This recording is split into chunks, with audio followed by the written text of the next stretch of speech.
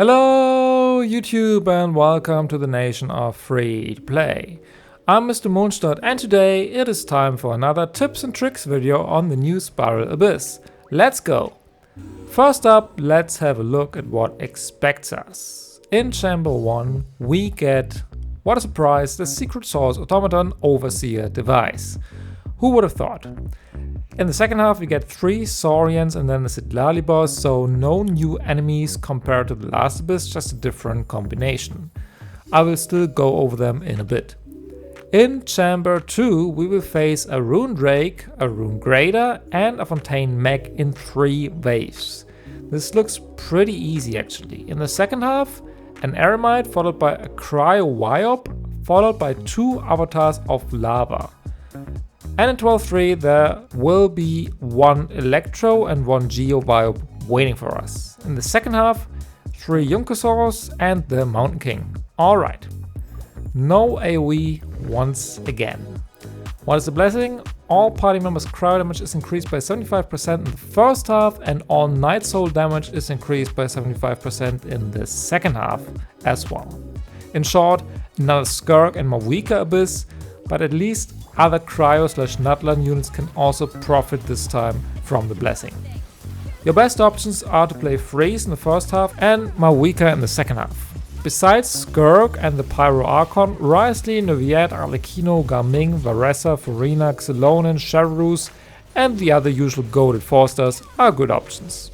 But let's dive in the individual chambers right away. 12.1.1. The Overseer device is in every form of endgame mode, so you are probably familiar with it by now. You do need cryo application and fill up its bar in order to get its resistance down to a normal level. If you don't deal with this mechanic, it will have 210% resistance to everything and the water beams will eventually kill your active character. After you have applied enough cryo, it will get stunned and its rest decreases to 0% and even minus 40% against cryo. So cryo is more effective against this boss for 2 reasons. Also, if you are in Night Soul stage, its rest will go to 50%, but it will attack you with water pillars that will one-shot you if you don't dodge. Note that you actually do not have to play Freeze in this Abyss. As long as you have enough cryo application for the device, you are fine. However, if you have Escoffier and or Skirk, Freeze will be your best option. You can also play Neviat if you have enough cryo from someone else. Ayaka's burst can work, but you would need a lot of ER on her to have it up in time.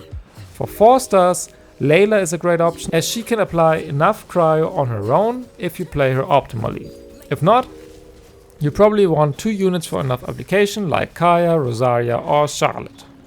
You can also play Melt in this Abyss on the first side. If you have Mawika though, you probably want to use her on the second side, but Arlecchino or C6 Gaming should have enough DPS power as well. Since the Overseer device is not new in this Abyss, let's move on to the next boss. 12.1.2. Speaking of old bosses, we also get the Sitlali boss again, just as in the last Abyss. There are 3 Saurians in the first wave to waste your first rotation. Ideally you want to kill them before they fly up in the air and waste a lot of time.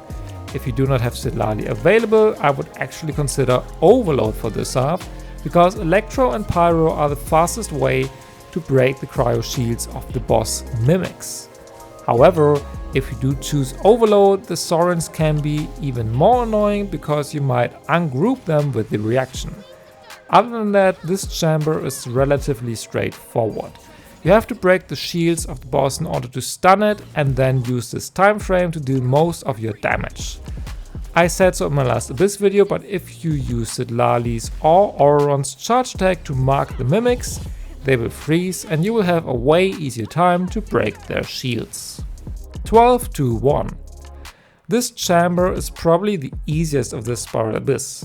1 Rune Drake, 1 Rune Grader and the big Fontaine Mech. None of these has annoying resistances, so you can play basically whatever against them.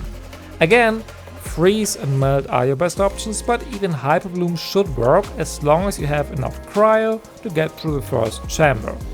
If you want to play Ayaka as a main DPS because of the cryo buff, This might be a bit annoying, because if these enemies spawn in waves and you might not have your burst back in time before the next enemy is up. But you could still try. However, in Chamber 3 you will hate playing Ayaka for sure. More on that in a second. 12-2-2. In the second half, the Eremite is there to waste one rotation and then you face a Cryo Biop. Ideally you have your bursts up before it gets its shield and steals your energy, but with enough Pyro and or Electro, you should be able to break the shield eventually. However, Pyro is by far your best element, as you only need 24 hits to break the shield. If you play more weaker, the damage in this state is not important, so you can use a charge attack into a dash, into a normal attack and repeat that to get the most Pyro up in the least amount of time. If you're playing Electro, you need 48 hits and any other element is not really recommended at all. If you're fast enough, you will get your bursts back, and if not, and it gets its Cryo Shield, you will have to finish it off without your ultimates. Another reason why Mavuka is really good in this abyss, but you should be fine without her as well.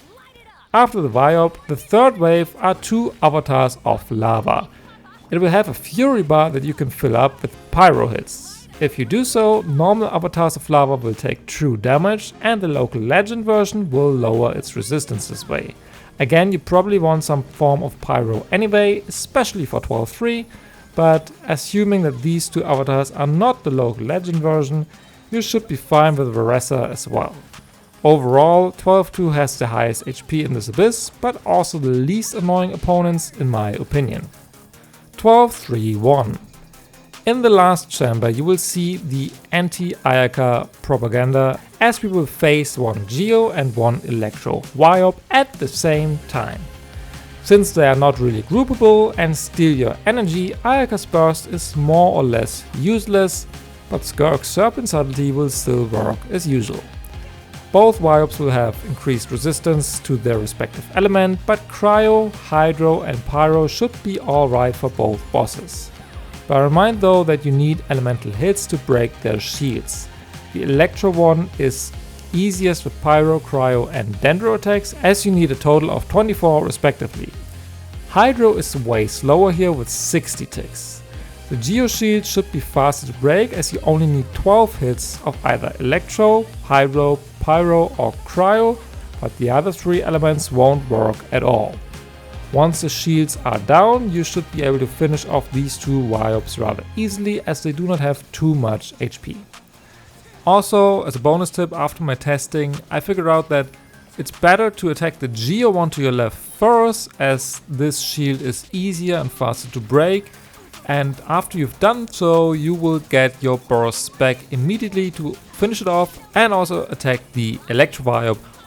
Also, usually the Electro Viop comes closer to you after a couple of seconds, so this way you can actually group these 2, so to speak, and once the Geo one is done, the Electro one will be right there in front of you, so you can use your bursts and skills to break its shield and then finish it off relatively easy. 12-3-2. In the second half of 12-3, we will get 3 Yunkasaurs and the Mountain King. Literally what we just had in the last abyss as well. Once again, you want to apply Pyro to the balls that the Mountain King spawns before he can shoot them at you. If you do this to all 3 balls, he will take damage and be stunned for a short while. He also wastes a lot of time when he does his spinning attacks, so try to learn his attack patterns in the process. You do not want to play a Spanned Circle only for the boss to then spin away immediately. If you have more questions on this enemy, either check my last Abyss guide or ask me in the comments down below. So yeah, overall pretty short video due to an overall pretty straightforward Abyss. The lineup didn't change all that much and neither did the favorite characters. Anyway, I hope this video helped you in getting your 36 stars, and if so, please leave a like or even subscribe to the channel. Also, if you have any further questions regarding teams or builds, feel free to ask me in the comments down below. I'm always happy to help. Thanks again for watching and I will see you in the next video. Bye!